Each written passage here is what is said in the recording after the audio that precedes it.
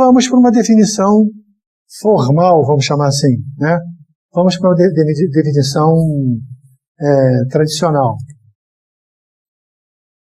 Conjunto de fatos, informação e competências teóricas ou práticas adquiridas por meio da educação e experiência. Percebe que agora eu já estou falando eu continuo falando de conhecimento, mas agora eu falo de conhecimento sob uma outra perspectiva, não mais como alguma coisa pessoal, não mais como alguma coisa processo, e mais como uma coisa produto. O conhecimento enquanto produto. Ao longo da sua vida, você acumulou na sua mente, no seu corpo, uma série de conteúdos que vão permitir você agir. Mas agora eu já estou falando do resultado de um processo. Estou falando, e agora sim entra um aspecto mais técnico, quando ele fala da compreensão de um tema que termina complementando o conhecimento com uma crença verdadeira e justificada. Ou seja, o que eu conheço é algo que eu acredito que é verdadeiro e é justificado. Mas como assim? O que é isso? Eu fico com um grande problema. O que é verdade, crença, justificativa? Então, eu preciso entender melhor esse processo. Eu preciso entender melhor porque, vamos dizer, as palavras, de certa maneira, elas são poderosas. Mas elas são poderosas porque são densas, no sentido de que contêm significados importantes. Nesse caso, especificamente no tema, isso é importante, né? Então, é uma crença. Se é uma crença, o proponente acredita que ela é verdadeira. Esse é um primeiro aspecto. Pode não ser, pode ser uma mentira, não sei o que, mas eu acredito. Então, é necessário que o proponente acredite que seja verdadeiro, ou seja, ele sabe que não está contando uma mentira. Ele sabe que o que ele afirma, ele acredita que o que ele afirma não é falso. Mas não basta isso. Outra coisa. A proposição é de fato verdadeira. E aí a gente tem uma série de problemas com essa história de fato verdadeira, né? Que tem a ver com metodologia científica, que tem a ver com todo um processo, mas ultrapassa isso, e a gente já vai entender por quê. E, finalmente, o proponente acredita justificadamente que a proposição é verdadeira. Então, agora, eu não estou falando apenas dele acreditar, mas esse proponente que me faz uma afirmativa, ele é capaz, além de afirmar e além de dizer que acredita, ele é capaz de justificar, ou seja, fornecer um conjunto de argumentos que demonstrem para o seu interlocutor que aquilo que ele afirma é realmente verdade. E note o seguinte: ele tem de apresentar argumentos para o interlocutor que passa a acreditar que aquilo é verdade. Ou seja, nós estamos falando, em primeiro lugar, de um diálogo. Estamos falando, em primeiro lugar, de um processo de comunicação. E, em segundo lugar, de um processo de interpretação. O conjunto de argumentos que serve para mim talvez não sirva para você. O conjunto de informações ou fatos que você considere como significativos para determinar a veracidade ou falsidade de uma informação pode não ser o meu. Entenda-se, portanto, que este conhecimento de que eu estou falando é o conhecimento que aflora do diálogo, que aflora de algum tipo de comunicação e de definição. E isso tem a ver com, não vamos entrar aqui na questão da cientificidade, mas um determinado autor já definiu que científico é aquilo que uma assembleia de peritos define como sendo. Aí você vai dizer, então opinião? Não é, por favor, não é porque o perito tem tal ou qual opinião, não estamos falando disso.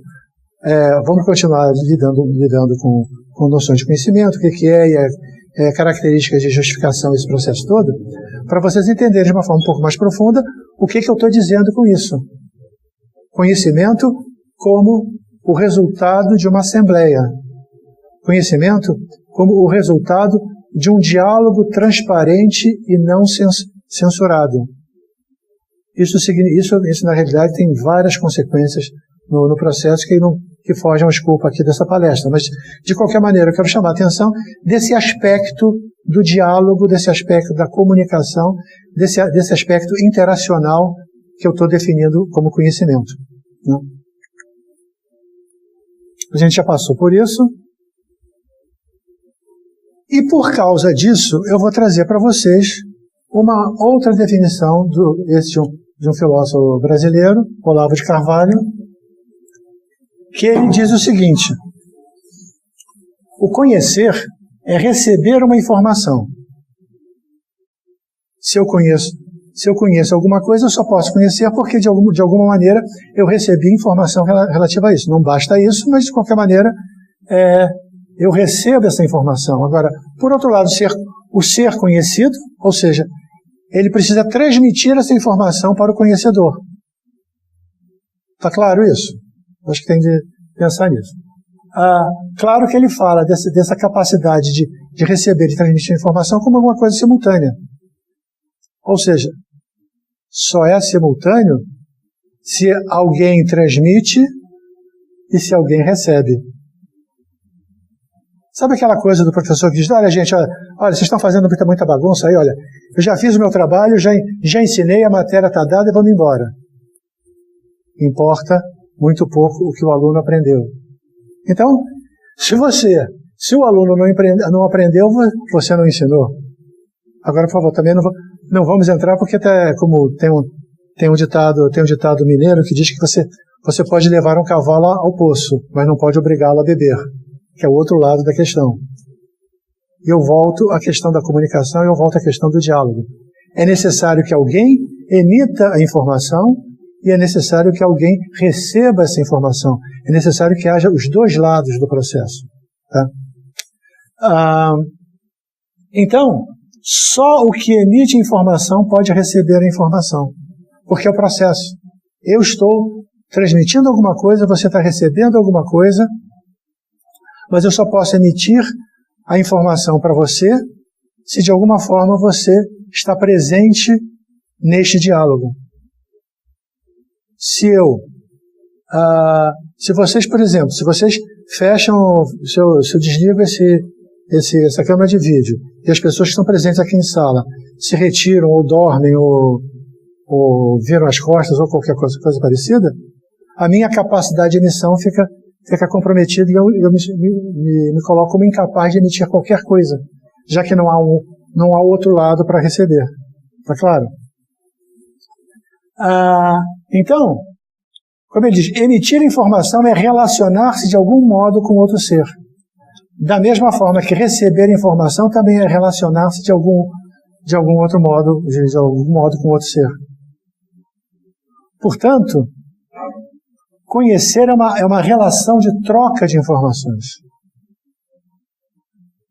Note que eu estou sendo absolutamente, estou tentando ser muito operacional nisso. Percebe o seguinte: se você consegue perceber que o outro, e aí quando eu digo outro, uma primeira interpretação é o outro uma pessoa, um ser humano. Sim, é verdade. Mas o outro nesse sentido pode ser uma pedra, pode ser um vegetal, pode ser um animal, pode ser um livro, porque eu não estou me referindo especificamente à transmissão de informação nesse sentido da voz, do corpo e assim por diante. Mas uma pedra também te transmite informação. Você olha para a pedra, ela tem um formato, ela tem uma densidade, ela tem uma cor. Então, nesse sentido, ela está sendo capaz de transmitir informação.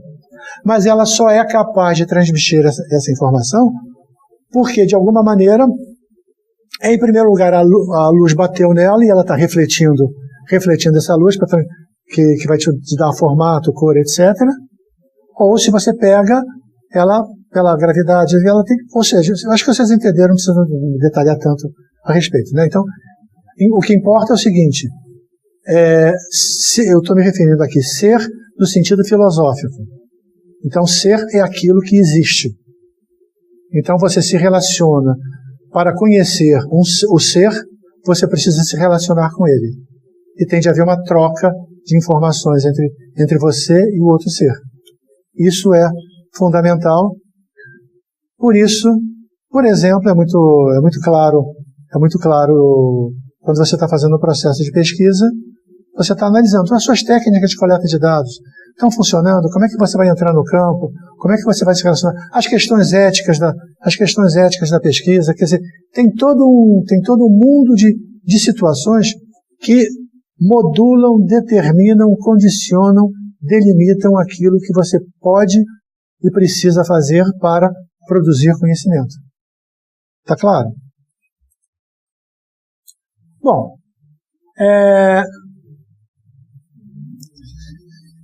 se vocês prestarem atenção no que eu estou falando até agora, talvez vocês estejam meio desconfiados de que o que eu estou dizendo para vocês, embora eu acredito tenha uma linha de conduta, uma linha de argumentação, a fundamentação teórica está meio confusa.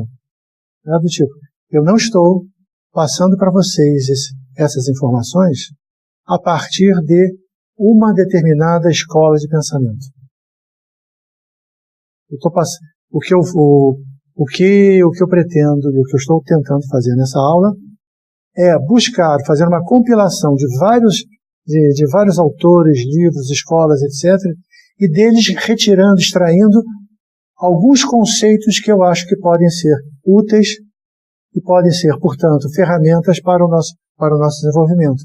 E com isso, se o meu critério é a utilidade, eu deixo um pouco de lado a fidelidade a um determinado autor ou uma determinada escola de pensamento.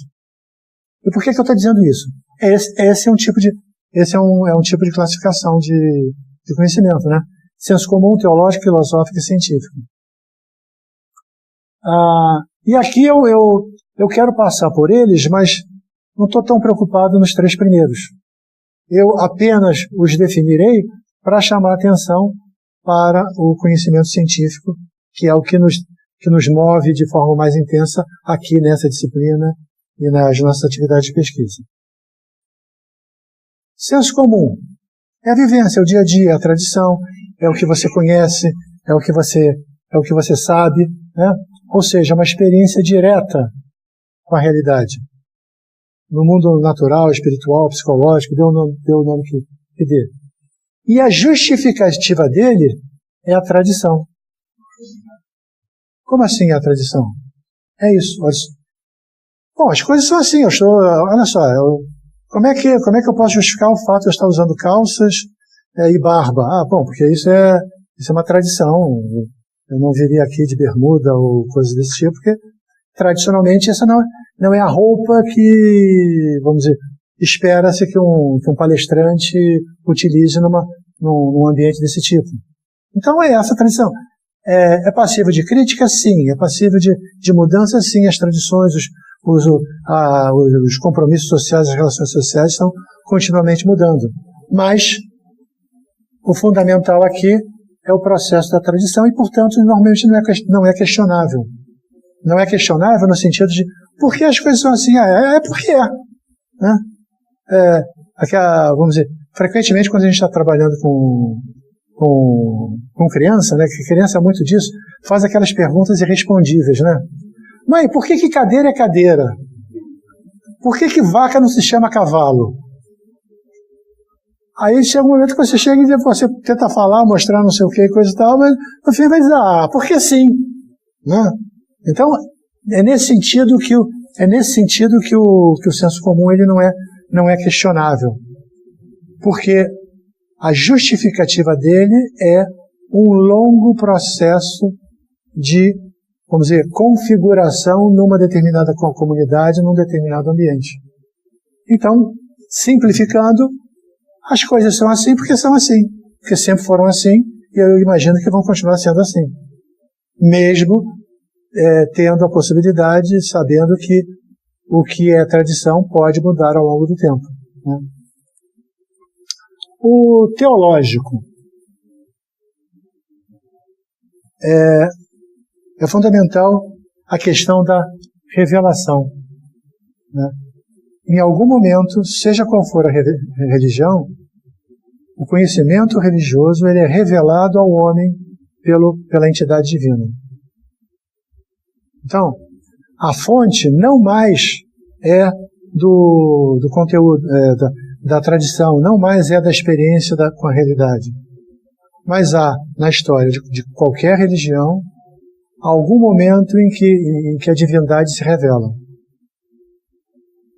E é a partir daí que as coisas se desenvolvem. Agora você vai dizer, não, então houve a revelação, está isso, está aquilo, lá o Moisés subiu e recebeu as tábuas da lei, e aí a partir daí está gravado em pedra e é exatamente aquilo. Não, não é bem isso. É claro que o texto sagrado compila um conjunto de narrativas, um conjunto de visões, né? Agora, a fé, como falou da revelação, a fé é o fundamento. Então não dá para pensar em qualquer tipo de conhecimento religioso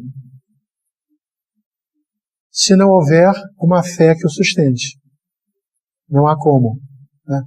Sim, você pode ter um ateu estudando a religião, sim, mas aí ele já não é mais um teólogo, ele pode estar estudando do ponto de vista histórico, biológico, filosófico e assim por diante, mas não será um teólogo.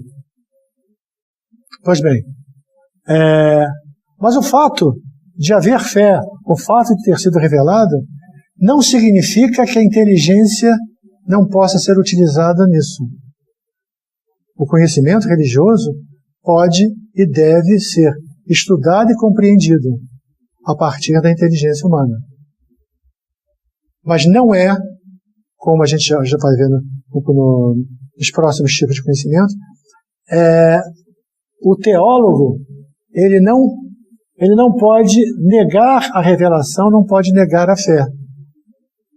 O que ele pode é interpretar a mensagem divina conforme este ou aquele critério, de modo a adaptar essa mensagem a uma ou outra circunstância da vida diária, o que é muito diferente. Está claro? Próximo passo, filosófico. A ideia do filosófico é alguma coisa que é predominantemente abstrata. E o trabalho dele é basicamente a razão. Ou seja, vamos dizer, o trabalho do filósofo, isso uma vez eu estava conversando com um professor lá da Escola de Filosofia sobre questões de cientificidade, eu falava de probabilidade. Não, mas uma coisa é verdadeira, se você faz um experimento, então, às vezes dá certo, às vezes não dá certo, mas se na maior parte das vezes dá certo, é que você começa a acreditar que a coisa é verdadeira e coisa e tal. Ele diz o seguinte, olha, nós filósofos estamos preocupados com o absoluto, sobre o que é ou o que não é, o que pode, o que não pode. A probabilidade é alguma coisa que trabalha no mundo de vocês, no mundo científico. Isto não quer dizer que filósofo não estude a probabilidade, isso não quer dizer nada disso. Mas o que eu quero dizer é que o trajeto e o uso é o raciocínio. O filósofo ele pode beber os seus problemas, identificar os seus problemas no mundo real. Mas uma vez que ele fez essa identificação, ele não retorna muito ao mundo real. Ele trabalha por um trajeto racional predominantemente abstrato. Então ele está no pensamento, né? Algum tempo atrás eu li uma entrevista, eu esqueci o nome, mas desse rapaz que trabalha, que é pesquisador do INPA, ele ganhou aquela medalha Fields, né? Então ele ganhou a medalha, não sei o quê, então ele foi entrevistado e assim por diante. E ele estava discutindo por que, por exemplo, na matemática, o Brasil pode avançar muito na matemática, entre outras coisas, porque eles não necessitam de muito equipamento.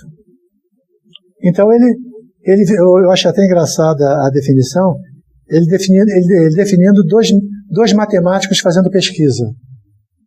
Ele dizia o seguinte: pega esses dois matemáticos, os dois, cada um deles está sentado numa cadeira, em silêncio, olhando para si mesmos, e de vez em quando um deles comenta alguma coisa, o outro escuta e eles voltam a ficar em silêncio.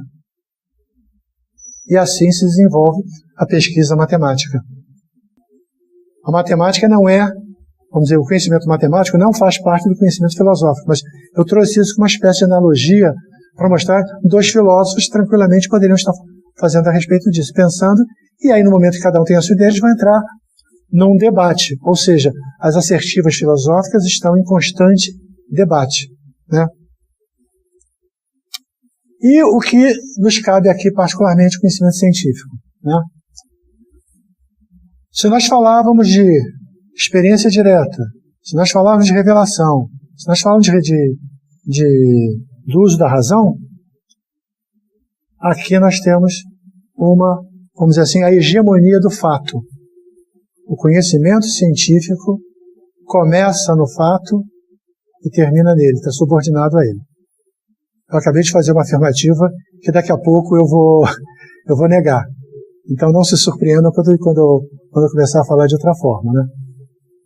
Mas o que é importante aqui é o seguinte, o que é importante aqui é que a base, nós estamos num conhecimento empírico, da experiência, do contato, vamos dizer, da manipulação imediata e direta da realidade. Isso é fundamental, né?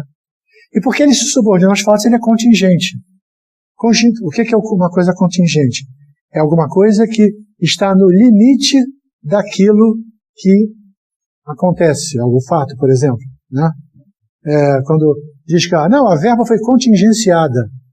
Legal, teoricamente você tem direito a 1 milhão, mas aí o governo chegou, não é bem assim, eu só vou te dar 10 mil agora e o resto a gente vê depois, né? Então, nesse sentido, o conhecimento, por ser empírico, esse conhecimento científico, ele é contingente aos fatos, ele está limitado àquilo que os fatos podem revelar, provar, corroborar ou rejeitar, né? E é verificável. Verificável por quê? Porque qualquer dúvida você volta aos fatos. Volta aos fatos e vê se eles corroboram ou não a sua ideia, a sua proposição. E é falível. Por definição. Por quê? Porque depende do tipo de diálogo. A gente não definiu o conhecimento como um diálogo. Então, depende do tipo de diálogo que você é capaz de estabelecer com o outro ser, aquilo que você pesquisa. Depende da tua capacidade de dialogar, depende dos instrumentos que você faz, depende do interesse, da possibilidade do outro de responder, de emitir a informação. Quer dizer, está dentro de um contexto de situações que são variáveis e que são limitadas e que, portanto, implicam numa falibilidade deste conhecimento científico, né? Vamos dizer assim, é até o título de um conto de ficção científica do Asimov, cujo título é Não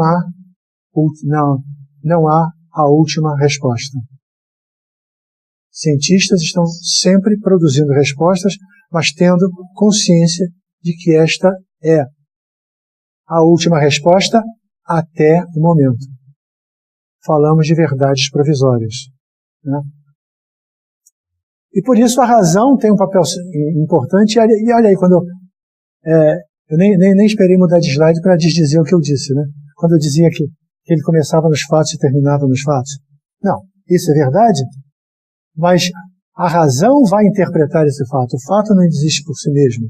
O fato é algo que é construído a partir do conhecimento daquele que observa o fato. Então o fato não existe de per si, ele é resultado de uma construção. Dentro de certo limite, o fato é uma construção, né? E tem um caráter sistemático. Sistemático por quê?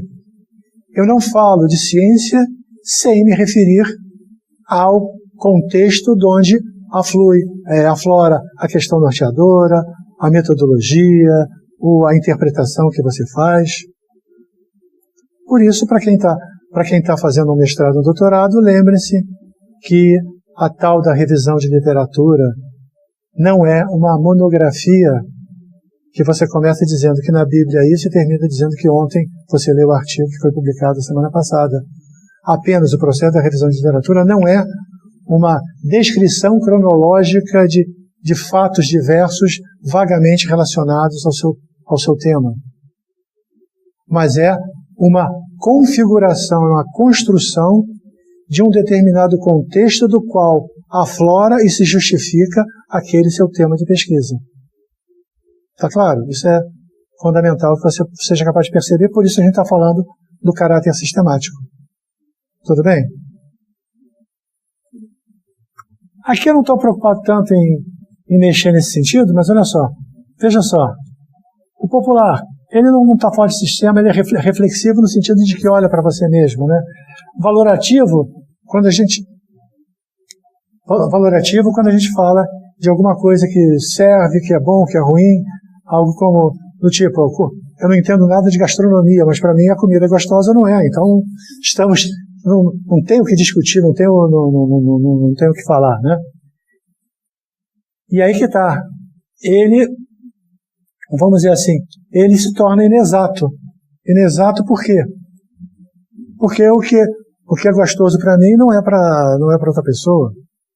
Por exemplo, eu odeio quiabo, tem gente que adora, então fazer o quê, né?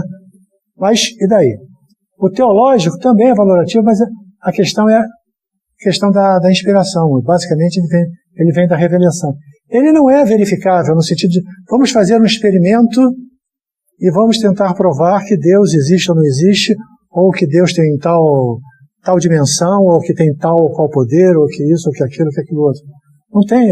Não tem como fazer um experimento. Isso não é complicado. E ele é exato e infalível. Chama atenção.